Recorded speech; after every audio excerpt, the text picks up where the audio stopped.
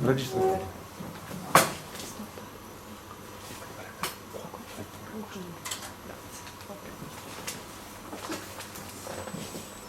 Abbiamo risolto tutti I problemi tecnici, we resolved all the technical problems, so it is my pleasure to introduce Professor Papadopoulos, who is well known worldwide for his clinical, humanitarian work and studies, and I'm really delighted and grateful that he accepted to come here and to share with us his experience. He's going to talk about the framework for working in therapeutic synergy with refugees and other adversity survivors. And I'm sorry that not many people came today, but we are in Italy and it is still holiday for us, so you know. And so please, I give you.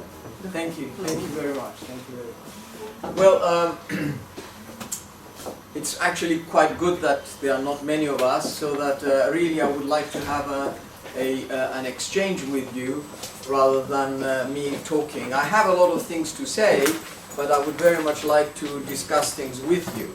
So can I get some sort of sense as to what is your own background and what sort of things do you do? I don't want to go through everybody, but just sort of get some sort of idea. How many of you here are clinicians, for example? All right, okay, so you see people like migrants and refugees? Yes? Yes, right. How many of you are researchers? Right. How many of you are pure academics? Is there such a thing nowadays? Is there such a thing like this? Okay, right, okay, good. So what I would like to do today is try to really, well, you know, cover a long spectrum of things, but basically think a little bit more about how do we conceptualize these issues. So my emphasis, as you have seen, is about the way we understand trauma, not the specifics and the clinical pictures of trauma, which we all know, but what is the idea of trauma when we're thinking of these people. If you want to come. All right. Okay. So I would like us to start with some kind of exercise. I want to get involved with all of you in some way. So you take a piece of paper and pencil, and you will write some things. I will not look at that. Nobody will look at that. It doesn't have to be paper. It can be electronic or whatever. Nowadays, either you may have, I don't know, phones or tablets or whatever. But let's go slowly. I want to introduce some way of understanding these kind of changes. So to begin with, I'll start with something that you'll be very surprised. If somebody asks you, who are you? Somebody asks you, who are you? What would you say? So write down 10 things that come to your mind if somebody asks you, who are you? In other words, 10 things that you think capture who you are. Just let's start from that. Nobody's going to look at that. You can write it in any language you like. You can write in about anything. But just don't write an essay, just sort of 10 things, one after the other, you know. After 4 or 5 probably you can't think of anything else, but try to write 10, please. I want us to engage with that to begin with.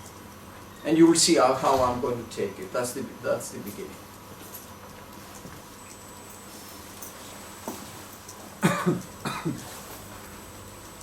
So what I've asked, what I've asked people to engage to begin with is to write down 10 things that come to their mind in connection with how they understand themselves. In other words, write down 10 things that capture, if somebody asks you, who are you, what would you say? 10 things. Okay? Just write down 10 things. Nobody's going to look at that. You don't have to show it to anybody, just for you. If somebody asks you, who are you, what are the first 10 things that come to your mind? Just please write those things down. Try to do that quickly, and then put your pens down or whatever so I'll see that you have finished.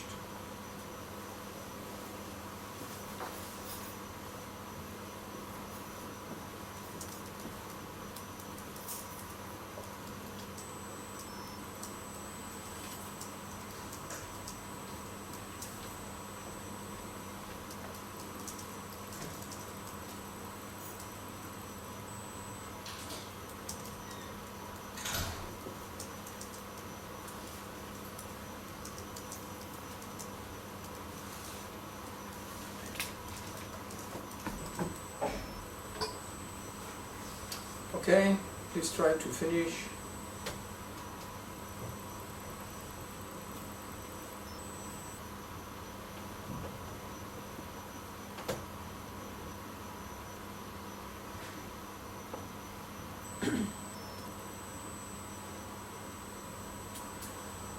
Right. Okay. Now, imagine that you have been dislocated involuntarily. So imagine a scenario under which you have involuntarily dislocated, that you had to change place, you had to move from your home, what you consider home. Okay? Either as a refugee or as a migrant, or because of fire, or because of floods, or whatever, for whatever reason. Now look at those 10 things and tick those that you think they are likely to change as a result of you now that you have been involuntarily dislocated. So how many of those are likely to change? 1, 2, 3, 4, 5, 6, 7, 8, 9, or 10. All of them? None? 2, 3, 4? How many of them? I'm not interested in which, just I'm interested in number. Of course there is no right or wrong. So how many things are likely to change as a result of you now having been, according to this imaginary scenario, involuntarily dislocated? So I want us to discuss that now.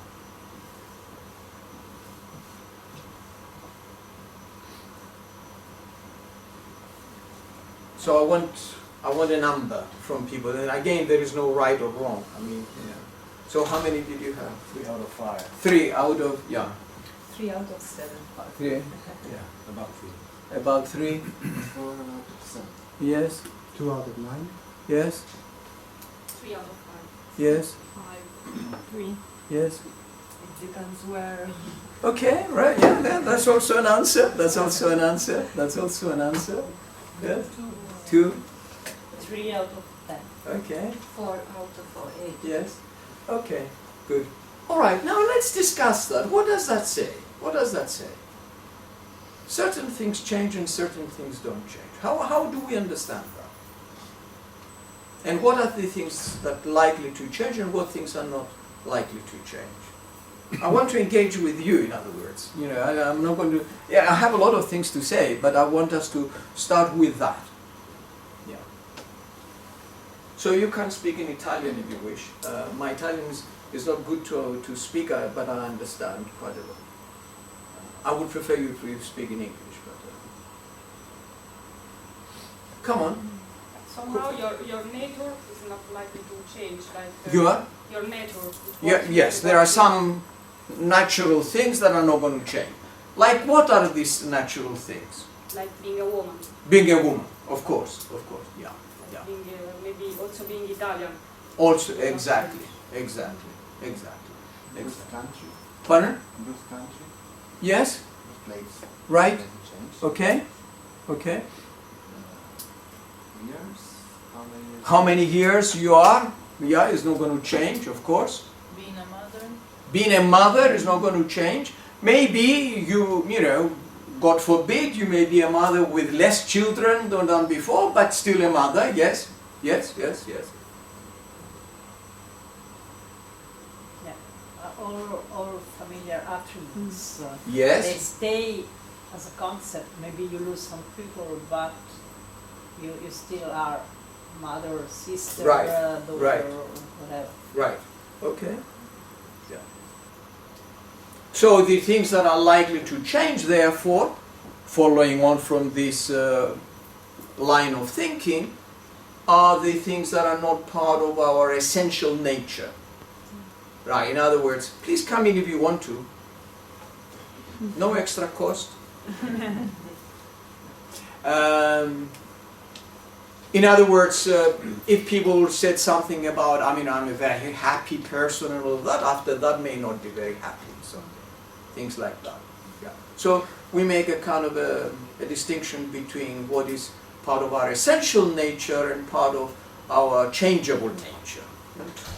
And we go back to Aristotle, who was talking about essences and what is essential and what are attributes of people. Yeah. So that little exercise is a very serious philosophical exercise. Yeah. Now, you are clinicians, and you worked like I have worked with people who told us different things from what we've just discussed. You have heard, and I have heard from people who have said, I feel now like 80 years old.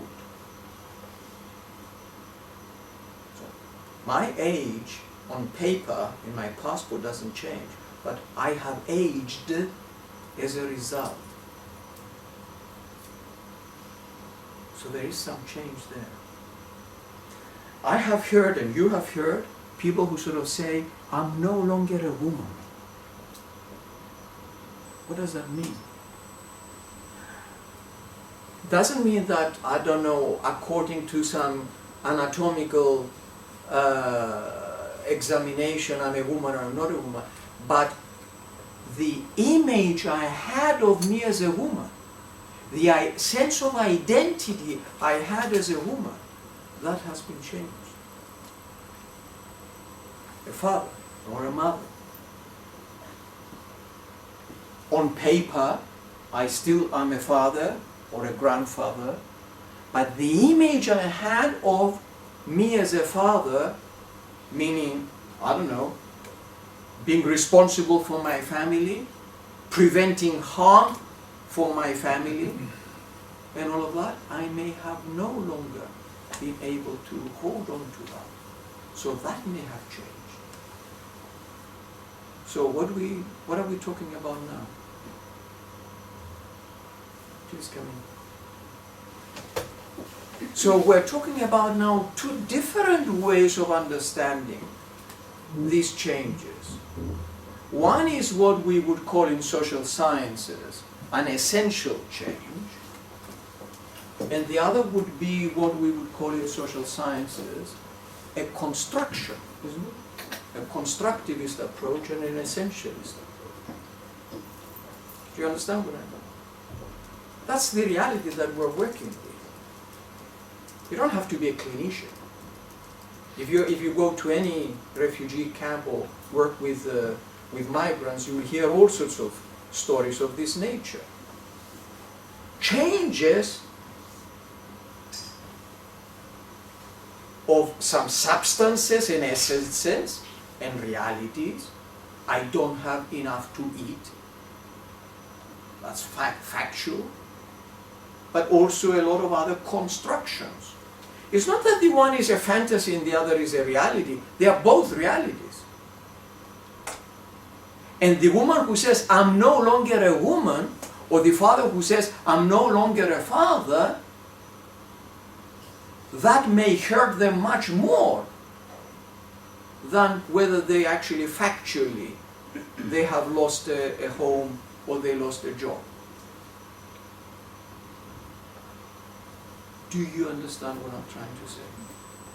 So from the beginning, we are challenged to understand and see these changes that take place as a result of involuntary dislocation in a completely different way, in a way that we understand, in a sense, different realities, so to speak. And this is the important thing now. What kind of language do we use to address these subtleties, these very different shades of understanding? When somebody says, I lost a home, and also my tractor, and also 4 cows, and 3 children, and my job, you understand that.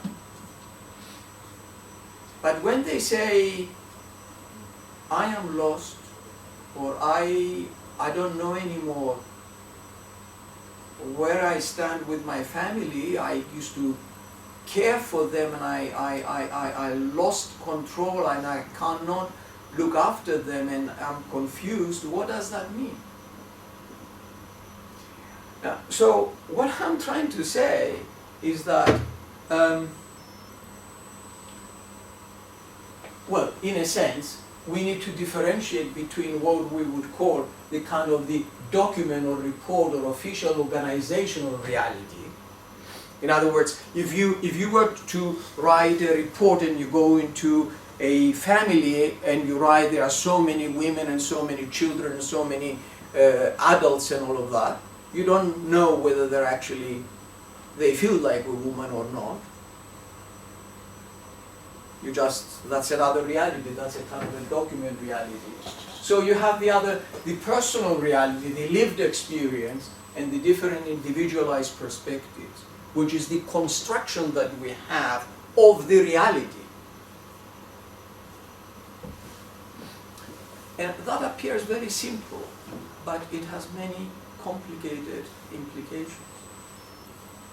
And then, of course, we have different other types of realities which are defined by the group we belong to, or family, etc. A certain group may feel, I don't know, that we feel like we have been so brutalized that we have become victims. And instead of seeing themselves as, I don't know, human beings doing whatever they were doing, the predominant image they have of themselves are as victims or brutalized people, whatever. But then, of course, to push the point, if you are a journalist and you go there, you will see certain things. If you are a psychologist and you go there, you will see some other things. So there are so many different realities. And the question is, when we go, how much are we aware of the type of reality that we are focusing upon? And how does that relate to the different other realities that are there? We cannot go there, we're not gods, we're not sort of some panopticon that we can see everything all the time. I mean, but at the same time, how much are we aware of these different perspectives? So this is a challenge right from the beginning. In other words, how do we construe our task and how do we understand their own perceptions of situations? I mean, for example, I want to push that further to remind you of the reality that we are dealing with every day if you are a clinician. For example, if somebody is a psychologist, and after that, after they are involuntarily dislocated, they become taxi drivers or something. And I met such a person actually in Australia once, who was a psychologist in a Middle East country, and he was a taxi driver in Australia, and he was very happy to have found a job. If you're asking them, if it was one of the 10 points, what are you? I'm a psychologist. Is he a psychologist after that or not? It's not dependent, just let's watch this. It's not dependent as to whether that person works as a psychologist or not. He may still feel as a psychologist. Or he may not feel as a psychologist, depending on what? Nothing to do whether he's a taxi driver or not. He may still be a psychologist and not feel like a psychologist. What do I mean by that? If you ask me the 10 points or 20, whatever, what characterizes me, if I say that I'm a psychologist, it means that psychology is an important part of my life. In other words, I see the world through my psychology. After these events, I may be so disappointed.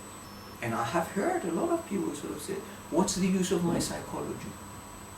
When you see so much suffering, when you see so much brutalization, what's the use of your psychology?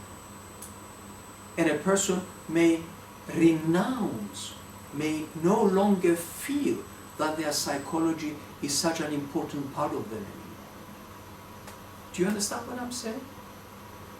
It's like the idea, and I don't want to push that too much, but I mean, is it possible to write poetry after Auschwitz or something?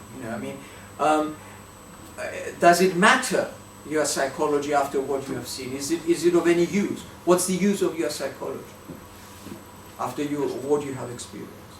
And I have encountered, and I'm sure as clinicians, if we work in this field, you have encountered a lot of people who were important people in certain fields, and after that said, what's the use of that field?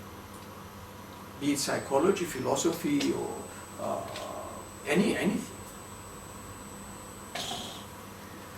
So this is really quite important for us to realize that there are therefore different types of changes, and of course the adverse external events and changes produce a wide variety of effects on people, predictable and unpredictable.